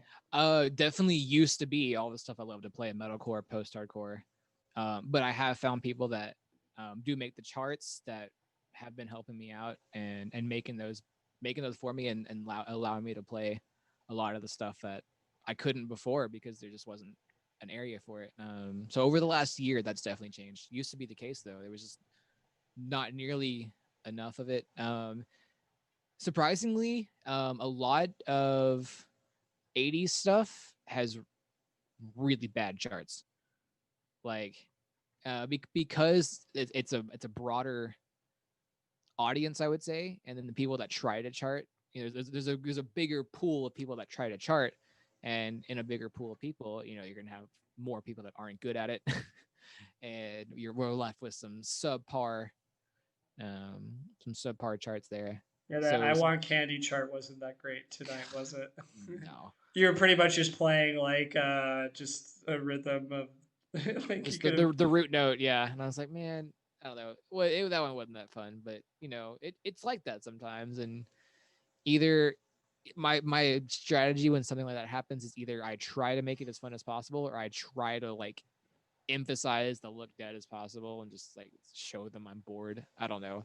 There's there's usually no in between there, especially like we get so let's say a song comes up awesome. I know there's an awesome solo coming up and I'm getting all hyped, I'm ready, I got the leg up on the ego riser thing, the box, right, that you saw me card off earlier, and I'm ready to rip, and then it's just the rhythm part, and I'll just stone face play the rhythm part and just kind of ham it up a little bit, um You just should because. you should just have like a GIF ready that just plays on repeat. That's the soloist during that, like whenever that happens. Like just have it Okay, take up the whole screen and just you in the this is background. what it would look like if we had a solo chart, right? But instead, this GIF is gonna play for me. All right, so Yeah. I am gonna interrupt the stream short quick Okay. because I saw it. I saw it. Have yeah. fun. So no, yeehaw, no, and this is the thing is like we both got to do it. So we have Oh, to, jeez. and you said you're from a rural town, All so right. we both, and you guys can argue about GIF. We already talked about Uraf. Uraf is what it is, but um, Okay. we're we both got a yeehaw. Give our best yeehaw. Mine's Our coming from bestie, from huh? from from Nashville, so Okay. mine's gonna be yeehaw. What's So that's yours? about the same. So Go I ahead. have to mirror that. Okay. I don't know if I can do it right now, man. Serious interview gets completely derailed by fading, and we're, oh my god, we're arguing about. I'm just gonna put GIF as my vote. So, but you're not Oh, getting we're out doing of it. I know. the. I know. You got to give us the yeehaw. All right. Yeah. You sound There you like go. you remind me of the you're like a southern version of the grandpa and Family Guy. You know, There you it's go. like, hey, Yeah. Hey Chris, what are you Oh my God. No. F. doing? No, I love that, and you already know that Mara is gonna fucking is I'm just gonna gonna do clip more it. things. I know. Whatever. So it happens. Most of the clips of me are me just having embarrassing things happen to me on stream. So I already know that where that's going. But and then I guess like so I have two questions. One, what guitarists are currently inspiring you right now? It Hmm. doesn't have to be Twitch related, just like Hmm. in general for like just their style of play or their personality or skill, whatever. Hmm. I'm just curious like what guitarists inspire you. Definitely Sinister Gates, Avenged Sevenfold. I absolutely love all the melodies he makes. His tones he uses on the solos, that just some sick, smooth tones. And then I've got his signature back here that I even souped up with better pickups and everything.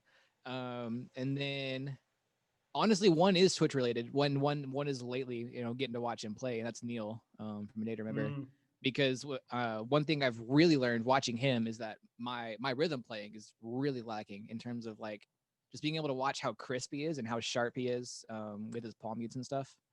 Um, definitely learned more. I need to be more like Neil and get more crisp with palm mutes, faster playing, that kind of stuff. Because he's definitely, I mean, I've obviously, I've loved a Data Remember for a decade plus now, but I never really paid attention to just how good a lot of the guitar parts are because they always sounded so simple to me, but I never paid attention to how well executed they are. And so getting to watch him do it live day in, day out, his consistency is what I aspire to. Um, and then always loved JD from Ice Nine Kills. There's two albums where he really shines with his lead parts, and that's the one you were talking about with the red blue, which is Safe as Just a Shadow, and then the next one, which is called The Predator Becomes the Prey, um, and yeah, so just some of him and his stuff is amazing. And then the one that got me into everything was definitely Slash, Guns N' Roses. mm. Was it Just one. just the fact that he appeared out of nowhere and looks like an animatronic robot, or what was it? What was it that like struck you as like yeah It that was that for Slash, you mean? yeah. Oh yeah, just it was pretty much all of the Appetite for Destruction album. Just like I was just like hearing that and say I want to do that, and it was the solo in Night Train, and then of course the opening riff of Sweet Child of Mine. Dude. And those are the two big ones I can really cite as like wow I wanted to do those things, and And dude, and that's I mean that's amazing. And then like have you I mean it sounds like you've also gotten to meet like a good amount of these people. Like have you gotten to like what has that been like getting to like have conversations with these guitarists that you aspire to? Like do you guys just nerd out about guitar stuff or like what questions do you find yourself asking when you first meet these people? mm, How are you? yeah, right. I mean, it's for the first off, just the feeling is surreal, right? Because I mean, these are people that I never thought in any capacity I could be able to call like a peer, but they put it on themselves to put me on their level. So I'm super grateful for that. And they kind of level the playing field, and it makes it so much easier to be able to talk to them without having to like I don't know, I guess to idolize them anymore. They're just because they just like revealed themselves as just being, they're just other people. And so that makes it really, especially when I went and hung out with Neil, right? That was so cool. And Um, was your first time hanging out with Neil? Was that like down in Orlando yeah, that was getting to, he flew me out to help set up his stream and everything. Um, in the and in the studio? yeah, I got to hang out in the studio. That was awesome. Just to get to see, like all the ADTR records on the wall, the gold, the platinums, and I'm like, man, this is happening. Uh, but then Did you just meet Wade on that same trip? yeah, I got to talk. I talked to him for like a few seconds. He was busy recording with Belmont, Mm. so I didn't want to take up like any other time. Um, and yeah, I got to meet Wade. I got to meet Jerry. I talked to Jeremy for like literally a second. He had pulled up. He wasn't at this point having a very good weekend, There was something going on with a house, and Oh man, wait, how long ago was this? this was June. Yeah, his roof was a mess. Yeah. Yeah, he was like I he was wasn't gonna like say any details. yeah. I won't say yeah that Just in case. I mean, I don't I don't want to get too personal about any of their he lives. should be But like yeah, so what the fuck, Jeremy bro? You talked about my roof. talk about my house. Yeah, they weren't supposed to know that. No, Jeremy pulls up in his truck, and I was kind of doing my own thing on my phone, and Neil's kind of talking to him, and I kind of lean out to see who he's talking to, and I'm like, that's Jeremy. I'm like, oh shit. So and then Neil's like, yeah, this is my buddy Colt, big Twitch streamer. And it was like it's from a movie. I kind of leaned my head out. I was like, hi, I'm a big fan. And I just popped back. And he was just like, what's up? It was just it was funny. I wish I got to talk I wish he was in a better mood, because Neil was basically like, yeah, you don't want to talk to him right now. Just let him do his thing. I was like, okay, all right, I'll let it go. So next time, Jeremy, we'll have a real conversation.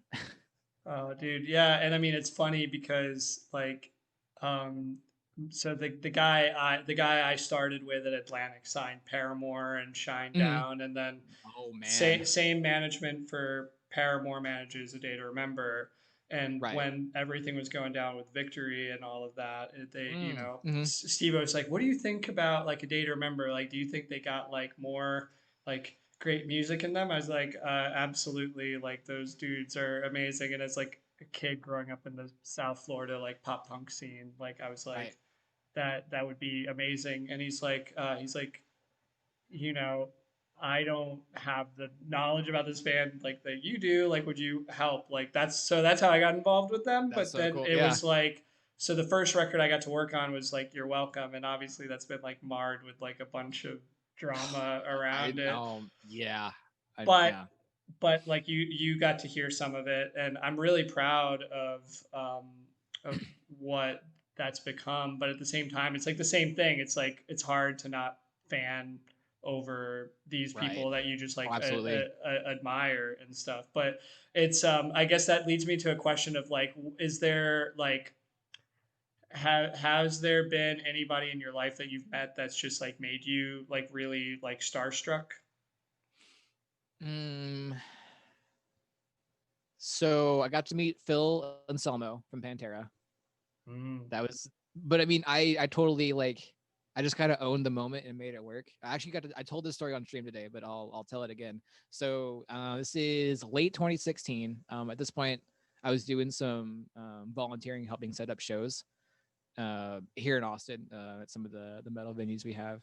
And he was coming into town with his band, Super Joint, and so I was just supposed to set up the show that day, but the people that were doing all of the running to pick up all the groceries and stuff for um, the rider that came with it, as being the first show on the tour, they bailed. So Damn. the guy that owns the place, Anthony, he's like, "Hey, we need you to go to the store and buy all of their stuff." And I was like, he's like, "I'll pay you $50." Like, okay, sold.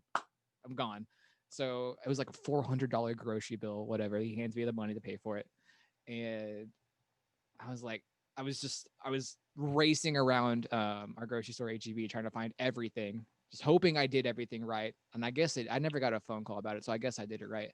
But I get back and I start, I'm loading all this stuff onto the bus. It's just cool seeing like, big tour bus, everything fills on. And I come back into the venue and there's Phil just across the room from where I walked in, and I was like, "Oh my god, that's him! Oh my god!" And I was like, I could either just keep walking or I could do something. So I did. I shouted at him. I was like, "Hey Phil, I just did your groceries," and in this most like, he's just trying to make it, instead of like I just got I don't know, like I just done a chore for him, right? And the most like stoner grin. He just gives me this big old cheese, and he just like puts his arms out and he walks up to me and he gives me a big old hug, and I'm like, oh my god. So um yeah, that's my Phil I and Selma bought your story. And I was Cheetos, like somebody said. I thought, yeah. So I went for it. And I was like, Phil, I put him on my level. Like, hey, like I was doing something for you, you know, and it was, but I was still like super Star Trek the whole time. I was like, Yeah. can I, can I get a picture? He's like, oh hell yeah. And so he's like motioned the security guy over. He's like, give me your phone. And so I took a picture and it was cool. So yeah. Dude, that's amazing. And it's nice that it was nice to you. I did some show running for a show once. I think it was like a Three Doors Down thing, and Uh-huh. it's and on the rider, the bassist's girlfriend was on it, Oh no. and I had to drive a fucking hour and a half away from Tampa, which everything is like 45 minutes at least away from anything in Florida. Um, Sure. but I had to drive like an hour and a half to go to this vegan pizza place that it was the weirdest thing. It was like a Oh my pizza. It's a god. cold pizza vegan place. I went there, I brought it back, and then she was just like, it's not cold enough or something. And it was like a Oh weird, no. it was the worst. If I have to say and don't get me wrong, like there's some Three Doors Down songs that I liked and that I listened to, but like man, the fans suck. Like it was Oh, I bet. horrible. It Oh was like god. the worst show. It was like I think the show was like Three Doors Down and Daughtry and something else, Oh. but it was bad, dude. Like I literally like I walked into the bathroom and like one of the dudes like wanted to like start a fight. I'm like, dude, I'm tiny, you're an asshole, and I'll probably lose, so I'm gonna leave and probably pee outside. Like Was there a particular reason or he was just looking to fight? Like, no, he's literally just like in his fucking affliction t-shirt and oh my god. studded belt, like fucking angry, like really trying to take out some aggression. I don't know. It's horrible. But Imagine squaring up with somebody in a bathroom. I'm just I'm tiny and you're an asshole. Chris 2020. There you go. uh That's my quote. But yeah, man. I mean, I wanted to get into just like some educational stuff to like on this like the back like quarter of the stream as we're getting okay. close to wrapping up here. But I wanted to talk about like because a lot of my day I'm working with artists. I'm looking for opportunities for them of like where they can find community and engage with community. And I'm fascinated by Twitch. I'm fascinated by Discord. Like, do you like? I guess I just want to talk about just strategy for people out there who are looking to get started on Twitch. Like, what do Mm, you mm, wish you could tell yourself when you first started that you know now? hmm. There would definitely be to raid as often as I can. Like raid everybody. Like send your viewers to other people, help other people out so that they in turn would like to help you out. Right. I was really stingy with that. Like, oh, I don't want people to watch me to watch other people. And once I flipped that mindset and was like, okay, let's actually help everybody else out instead of just trying to help myself, which is just a life lesson in general. I feel like that extends way beyond Twitch. Um, the things pretty drastically changed, I would say. Uh, Definitely been living the last like year or so on the phrase "a rising tide raises all ships." So help out everybody you can. And the other caveat with that is don't expect help back. Right? Don't expect it, but if it comes, great. Be thankful for it. Um, there's that one, and then the other thing I've learned, and this is what I tell anybody else that's a small streamer that comes around, is if you're gonna raid people, swing around your your weight class, right? Don't send a 10-person raid over to Shroud. He's not gonna notice. Send your people over. Even if it's a little bit less of a viewer count, a little bit more, just somewhere to where it's on that same like order of magnitude. Say, So same. like if you have like 30 like average viewers, like you might Mhm, raid somebody who like that almost like doubles their views or something like that. exactly. Yeah. So somebody with 30, somebody you could even hit somebody with 10, somebody with 50, 60, just in that, With like I said, in that zero. order of yeah. I mean, that I do sometimes just to make somebody's day, just because that's fun to do. You see them freak out, like, oh my god, like because I remember that feeling of when I got my first big raid, and I was just my whole world just shook. So I like kind of doing that now and again for people I think either deserve it or just some random person, just I kind of consider it a random act of kindness, right? But yeah, swing around your weight class is what I kind of say it as. Just because they're not only going to be grateful for it, most likely they'll come back and check you out in turn, and you just kind of co-build communities from there. Don't raid the same person over and over. Spread your raids out across as many people as you can. Because if you keep raiding the same person over and over, that's going to be, you can kind of think of raids as resources almost, and if you keep spending your resources on the same thing, you're not gonna kind of like a diminishing return on the investment there. Now, I mean, I'm making Twitch sound like a business because it kind of is in a sense, but I mean, because there's obviously like Yeah, and we're talking to people who are potentially wanting to like build their mhm, like I guess their business on right. Twitch. So I'm curious about that. So Because then the way I'm saying it makes it sound so heartless. I mean, but you just got to add the human perspective into all this, and that makes it, what it is, and which is just building friendships and helping each other out. But you can definitely break that down into its skeleton, which is a business thing.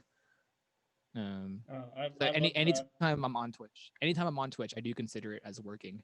Even if I'm just hanging out in like a friend stream, I still have that check mark next to my name, so I kind of have to, either be on my best behavior or I still represent my own brand when I'm on Twitch. So I do try to keep in mind what I'm saying, um, and who could be watching that I can't see watching, as I'm in these other channels. Yeah, I love that. And I guess, to the thing that I was saying before about artists and the artists I work with, because now the conversations are like I'm learning all of these things by firsthand, sort of like doing it myself and Mhm. like in my own way to kind of, I just learn best by doing.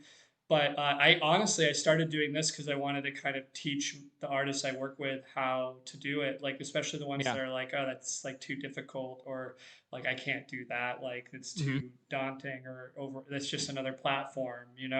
Um, do you think that with and a lot of them think that it's really still just for gaming. Like, what would you say, like, speaking to artists that are hesitant about potentially being on Twitch, like the just like the good, the bad, the ugly about it? Like, what would you recommend to them? Like, do you think that For artists should be coming to Twitch? Because I mean, obviously, like selfishly, I'm sure that sort of like spreads the music fan out, but also potentially Yes. brings a whole bunch of music fans in.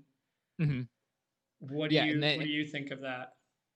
so definitely, obviously, from a selfish standpoint, right? I want all my favorite artists to come to Twitch, bring all of their fans, and then um I mean, it sounds like eventually they make their way towards my stream. So yes, in a selfish aspect, for sure, I would love to see them. But for advice to them, it would definitely be it's a way to connect with your fans and to kind of, especially in a time where they can't be out on the road and playing these shows in front of people.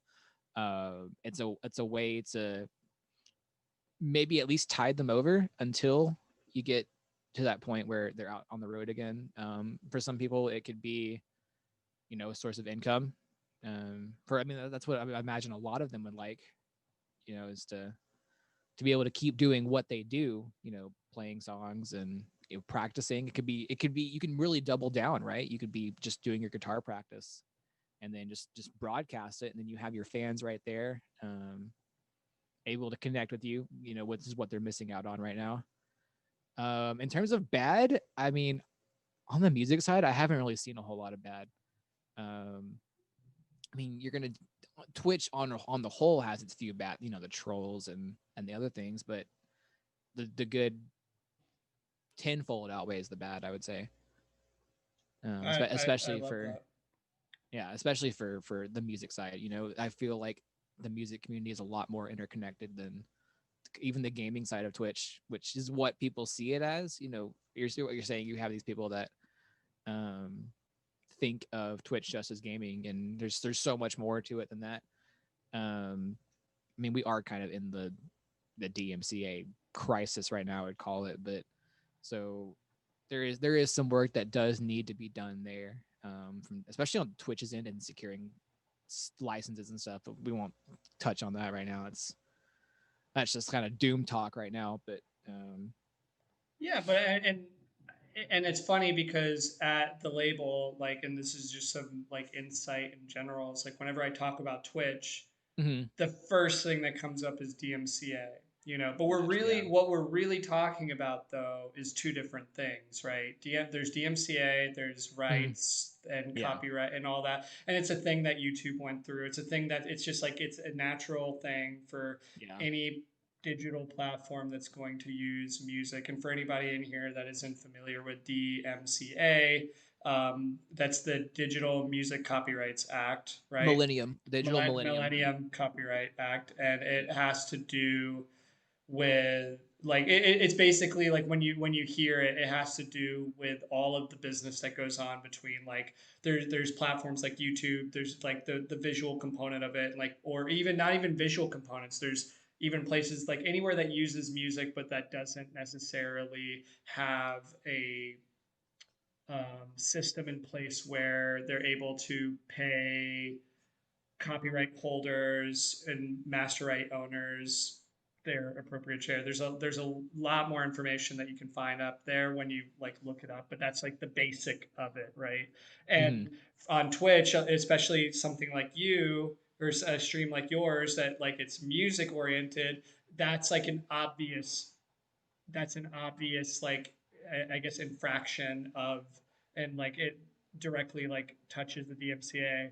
But yeah, but it's not limited to just music that I think people don't realize that like gaming is a part of that too. Like any yeah, kind of audio recording that is copyrighted, which by the way, like the moment that something is like created, there's a copyright that's attached to it by US law and yep, that law changes in different places, you don't have to register it. Registering it can add further protections, but it's from its inception, it is copyrighted.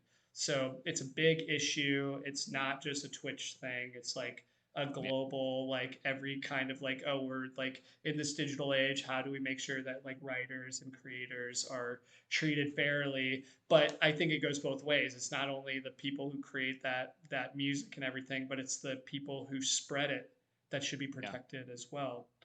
mhm, So, and I hope Twitch continues to do, and I think they will, just like YouTube did and every other one. I know that there's been some doom things around it because they sort of have expressed language that maybe we're not interested in doing that. But I think it's just because they've been a thing for so long that like in music, especially next year when people realize like, mhm, oh shit, like live touring isn't coming back until end of right, next year, early yep, 2022. Twitch is going to become a like all of the people who held out this year are going to there's going to be another wave of music yeah. stuff. So, I guess I'm curious like do you feel like there's genres of music that could have a home on the platform that aren't utilizing it as much as maybe you think that they could, and I'm talking about like artists out there. Yeah, and I really think, the stuff that I love, the metalcore, post hardcore, because that's a lot of the stuff where, as people are spreading around, it's some of the more DMCA safe stuff, I would say, because most times people are just happy other people are listening to it. They're not interested in, um, you know, smacking somebody down for broadcasting it. They just want to get out there and more people to know it's there.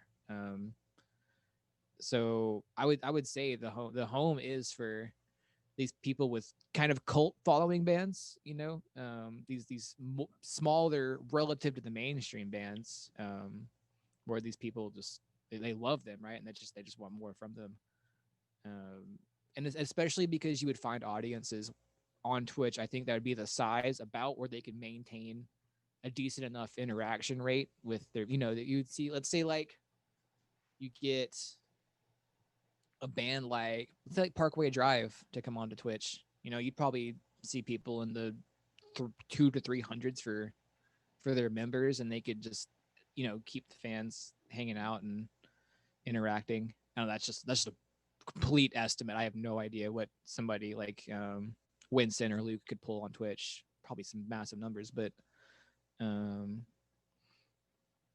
And what about yeah. pop artists? Oh, hang on, I lost you there. Can you hear me? Yeah, I got you now. And what about like pop artists? Oh man, you mean you would so Hip hop, like I yeah, see it's like Rolling Loud crushes it on the platform like every time they mm-hmm, go live, and a lot of it's like pre-recorded content. So, mm-hmm, but there's clearly like a fan base for it, and I see a big community for producers and mix engineers who like mix yeah. these big hip hop records. Like, what do you think Oh about? yeah. And I mean, there's like Soldier Boy's on the platform, but Yeah, I saw and that, yeah. he's more like playing like Among Us, and it's not like music related. So I'm just curious, like what you feel like the opportunity like exists, like, or is there an or like Oh, it exists for, and I think this extends beyond music. I think it exists for anybody that has a following outside of Twitch, be it sports stars or just general public figures. As that same avenue of interacting with, in a more direct sense, interacting than like Twitter or Instagram, where you're gonna catch so many of the people you don't want. Because there are so many better filters for these people that have massive followings, right? You can make it sub only mode, follower only mode, whatever. There's ways to kind of filter out the BS that you can't really do the same for other yeah. social media. So I think for anybody, um, there's a big chance. But yeah, especially because like you could easily broadcast like the process of mixing and mastering and producing some of these records. You could really show your expertise by doing it live for them, right? Let's say, hey, we write a song with chat, right? Write a song right there in front of them, and you know, just kind of prove you can do it on the spot. There's so much um, potential like content that has not been made before, um, which is why I still think Twitch is kind of in its early stages, even as we are hitting these big booms. And what do you think about, so Cyclode mentioned that some people might need the mystery behind it though, and that maybe going live and leveling with your fans might ruin things for some groups of influencers. Like, what do you think about that? Um, so Like, I guess I do you feel like that's true, or do you feel like that's like that applies to maybe only a small group oh of people, or I see what you're saying. Yeah. So like what Mara says, you go live and you don't have the Insta filter that makes you look good, right? Or you don't have like well, it kind of it kind of and maybe kind of not like look good or whatever, but like right, the because concept. Twitch is really about like your personality and So like in that whatever sense, the like content of your stream is. Like people aren't necessarily like people tune into T-Pain, like T-Pain. The streams that I've seen at least are like they're not necessarily music related. They're like right. he's hosting like a game show or something. But for those who would go on and do music, like what do you think about that like level of like mystery behind it? Like I guess somebody like her, Her, the R&B artist who for a long time was like very like shadowy, and like you see her a lot more now, but Mhm. I So guess I think that that's going to vary streamer to streamer in a sense, right? Do you have the personality to be able to handle on the spot, like on the fly interaction, as opposed to like more scheduled interaction that you would see, more I guess planned interaction or calculated interaction might be the right phrase. I don't know.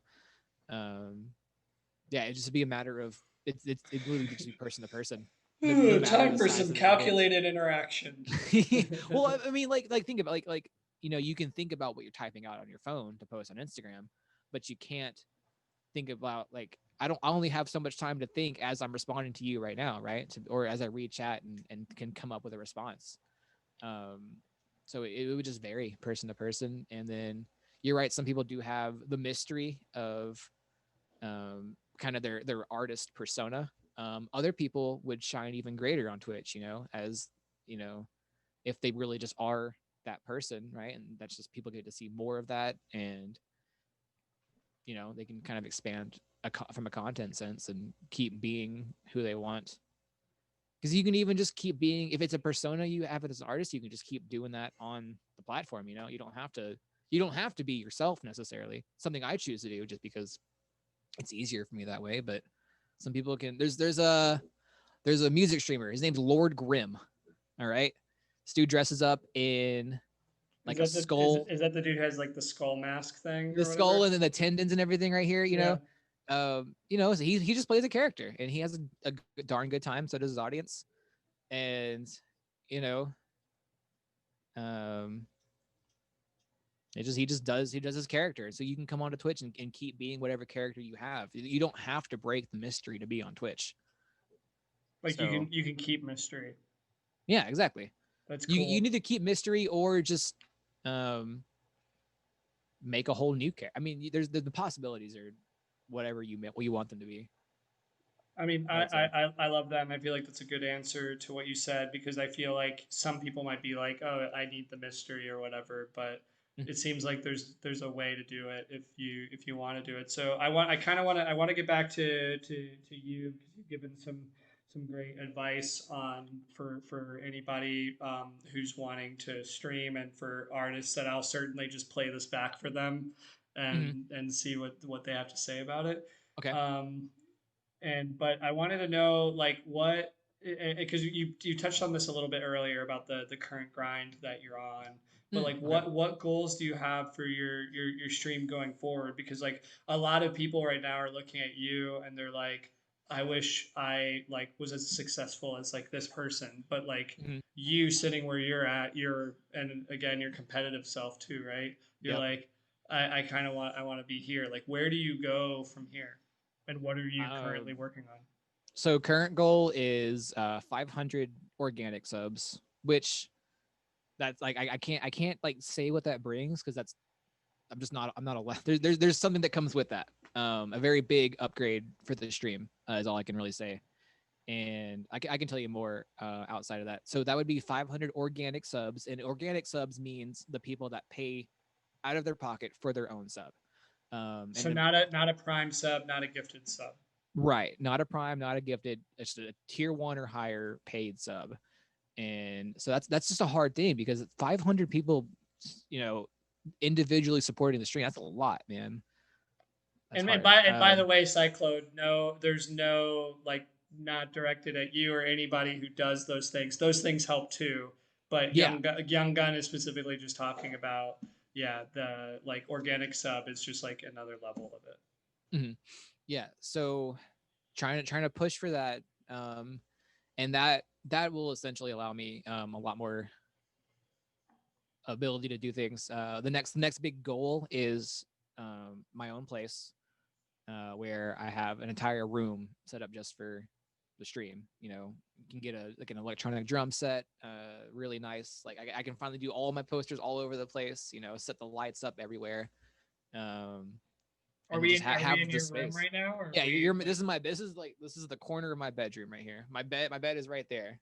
I can like hop over my desk and I'm in bed. So you So can take a nap between yeah, streams. Great. exactly, exactly. Can we get a light show?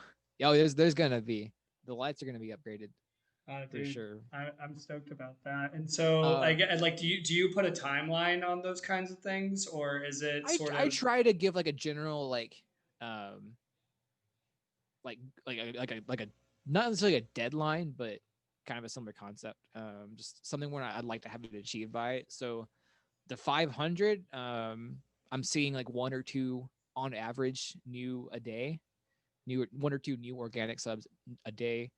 So I'm hoping we ended the day at 410. So we're getting within that last 100, and it kind of fluctuates between right now 410 to 415. So I'm hoping based on the 1 to 2 a day, that'll be another 90. So 3 months max, ideally, will wind up there. Could happen by Christmas. It could happen. It could take 6 months, but three's the goal. Ideally, new place, maybe within 6 months, if I can get that 3 month set and then line everything up. Make sure that transition is smooth so I miss as few days as possible with streaming. And then from there, I feel like sky's the limit, because I've been able to flip the audience from being about wanting to hear their requests to being about wanting to be there just for good music. And once that change happened, I feel like that unlocked so much potential, just because a, an audience that only wants to hear their songs is so limited in the fact that the more people there are, the longer they have to wait, and that's going to push them away. So um, yeah, at this point, as long as we can keep finding fans of the same kind of music, and keep building around just kind of centered around my love for music, but then everybody else's in chat's love for music. I feel like there should be no cap on it. You would think, right? There should be no ceiling, except for how many people it can reach. I mean, And I then I love that, and I feel like that's a lesson for any, because I feel like people when they start streaming have this maybe unrealistic idea of like making it a career for themselves. Like, oh, like I'll put like a week or two or a month even or 3 months even of time into it, and yeah, I'll be good. Like, and it's been 4 years to reach this point for me. So yeah, there's a lot of people that set a lot of very unrealistic expectations for themselves, so and they get you would say frustrated when they that, don't. and so for you, that's like a big thing, like where you're sort of trying to like measure your own expectations for yourself and then trying to meet that. Right, I'm trying to set realistic expectations based on previous evidence. Based on data I've already got, and if I don't, either ask myself why am I not, why is this not happening? What can I do to fix it? And so what I did, I already you've seen you've done it yourself, the little promotion to get people to subscribe for the first time, which is first time subs get to completely skip the request queue, you know. And then you just got to solve problems as they come up, right? Because then the problem I got from that is I had all of my long time subs. Well, what about us? I was like, oh shit, right? You guys have been here a long time. So I was like, okay, every 6 months you get to do it again, and then that kind of was a nice, Yeah, I you learned know, that lesson on my resub. I think my like 2 or 3 months. I think I'm on three yeah, months. yeah. You're like, oh, Uh, where's my sub? I was like, because if I did it every month, like it would just be sub requests, and which I'm super grateful for. That's amazing. But I do have the other target in mind, which is new viewers altogether, and wanting them to, from the moment they click on the stream, feel like they're a part of the stream, as opposed to like somebody like looking through a window, you know? totally, it's funny. Fading Ink said, "Country." I'm gonna turn this into a question. Do you think Okay. that a country western stream with a mechanical bull would help you reach your goals faster? Depends on how viral that video goes. I had to turn it into a question. Um, and guys, remember this stream is tagged stand-up comedy, so um, that's about as comedic as Let's I'm gonna find get for the out. whole thing. Yeah, exactly. I love it. But Oh. and my like, I have two more questions total, Okay. and that's it. So if you weren't doing this, we Mm-hmm. know that you can hit a ball, you can Mm-hmm. throw a ball, you can fucking be the star of Breaking Bad if you wanted to be. Uh-huh.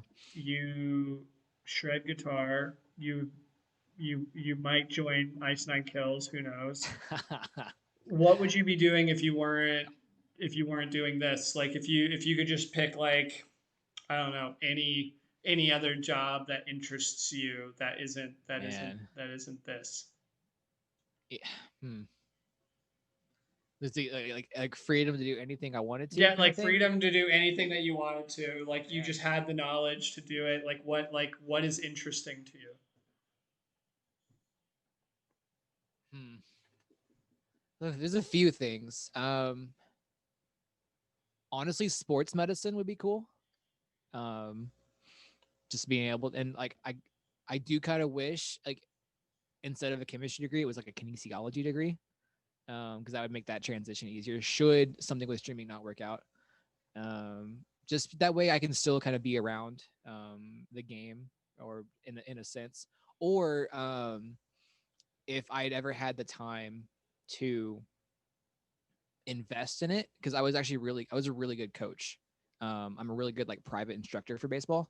Because I'm really good at like analyzing what people are doing wrong, even like the small things, like they're not getting behind the ball, they're getting around it when they're throwing, kind of thing.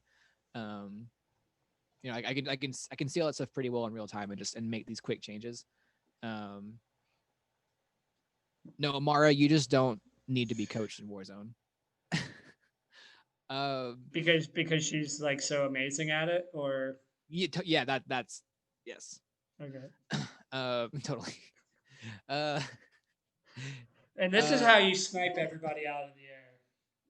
Honestly, I felt like it was a missed opportunity for you to not use your like young gun like a sound effect in the oh my social god. media clip when you did it. Like when you took him out, it should have absolutely had it. Oh my god, that was a really good moment. Just because I was like in that tournament, I was up against like straight up pros, like people that literally play the game for a living, and I was just kind of competing on their level. Um, That's wild. but yeah, so I would say if I had the time to build a business around like a private instruction to where I was doing it as like a 9 to 5 sort of thing and making the money I know a lot of private instructors can make, especially the top tier, then yeah, um, that'd be something that'd be super interesting because I still love baseball. There's some days where I wake up and the dream I had was me still pitching. Like it's that vivid, it's that ingrained in me.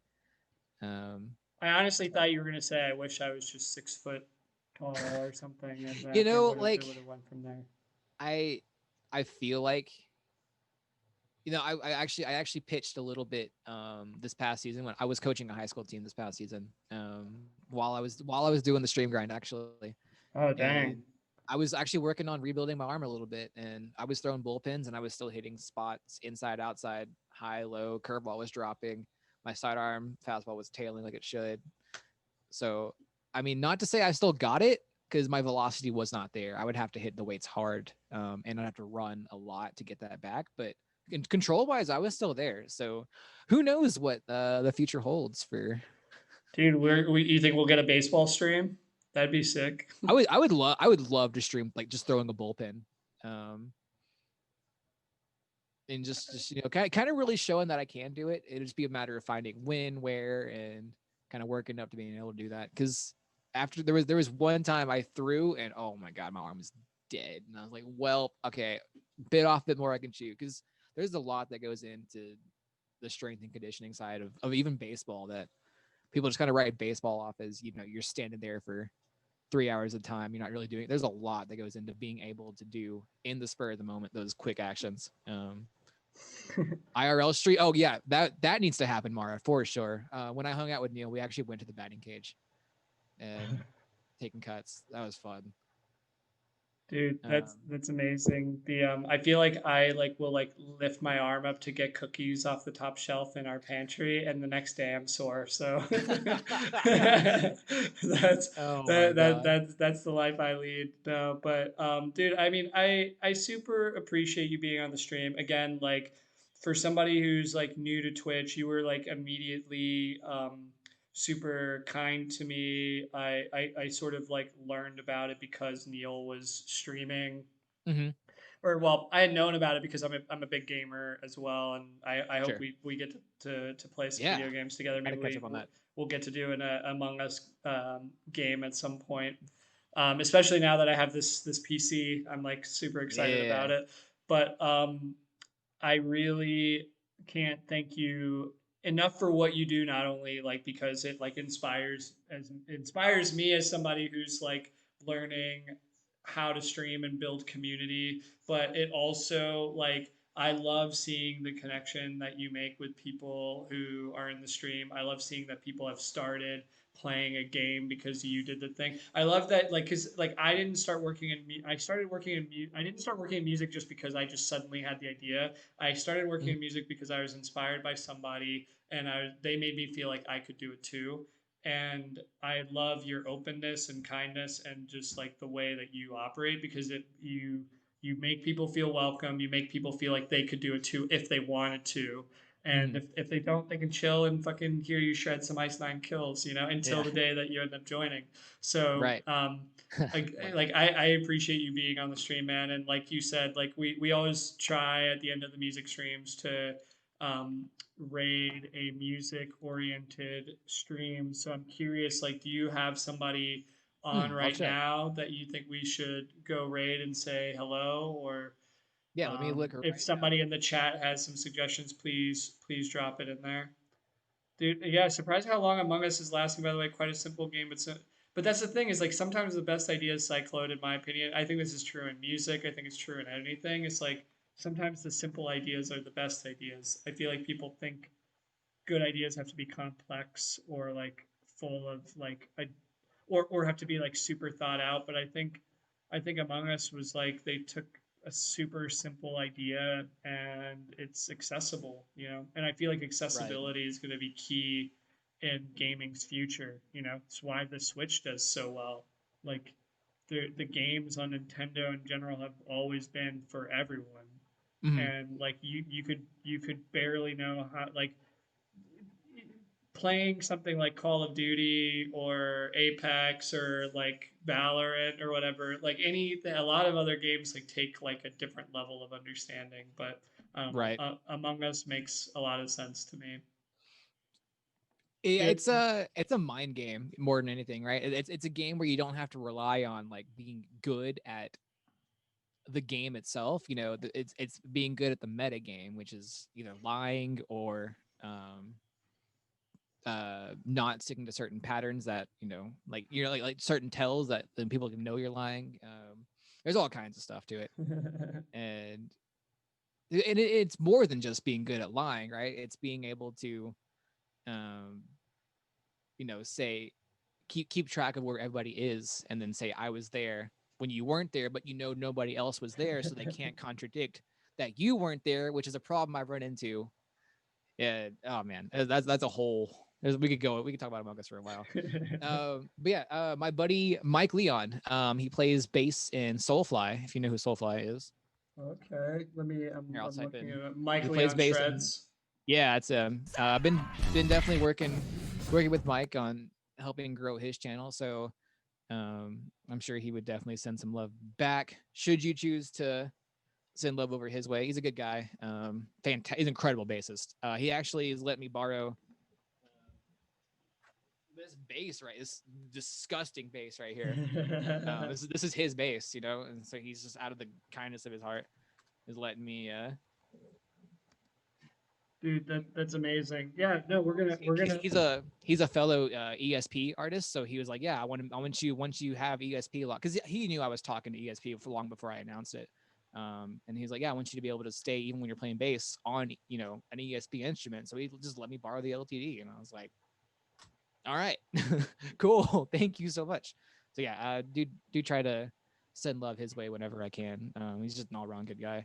Dude, that's amazing. Yeah, let's raid Mike. And it'll give me a chance to kind of watch what he does on his stream. Hmm. But thank you again, dude, for being on the stream. I'm stoked to continue our friendship, getting to know each other better. I feel like I'm leaving this knowing you. I feel like it's almost a little bit unfair because I feel like I know a lot more about you now, and we'll do a different catch up. Maybe we'll do an offline interview That'd for be cool. for us to chat. Because I'm super I'm super inspired by what you're doing, and I'm really excited for you to continue to hit your goals and grow as the competitive person that you are, but also just as like the genuinely awesome human it's been to talk to and engage with on stream. Thank So you. I'll see you in the chat, and for everybody who's here, thank you for being here. Please feel free to stop by. I play video games very mediocrely on Mondays. Do unreleased demo listening, critiques, and new release stuff on Wednesdays. And then on Fridays, I get to interview awesome people like YoungGun. So if you haven't followed, please follow. If you have been following, fucking awesome. And thank you again for being here. Please show Mike some love. I'm very excited to check this out as well. It's gonna be my first time checking him out. It's Young Gun's friend. He gave him a bass. Everybody, just I don't know, what should we say in the chat? What do you think we should? Mm, trying to think of a good like somewhere he would know that it was also me rating over. Um, Deadbringer, you got any ideas? Maybe Deadbringer might maybe have maybe one. maybe we just spam some turtles. I'm fine with that. I'm fine with branding Oh, it with the turtles. how about we do it? Thank God it's Friday. I haven't gotten to spam this in my own. So I have a Jason emote and a knife emote, and then we can say thank God it's Friday. Okay, Here, cool. I'll, I'll type the right You'll. message right here. I'm typing it right now for them. All right. All right. And then knife. There you go. Boom. Boom. All right, guys. Spam his chat. Show him some love. He looks like he's playing a song really crazy right now. I'm excited to check this out. Thank you again, Young Gun. Appreciate you being here. Thanks for Appreciate having you me. answering all the questions. And I look forward to losing at a baseball game against you soon. Sounds good, man. Later, man. Peace.